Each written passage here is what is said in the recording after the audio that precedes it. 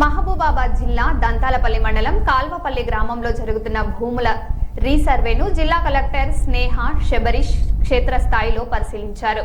Resurvey ప్రక్రియను స్వయంగా పరిశీలించిన కలెక్టర్ రైతులతో మాట్లాడి వారి సమస్యలు, అభిప్రాయాలను అడిగి తెలుసుకున్నారు.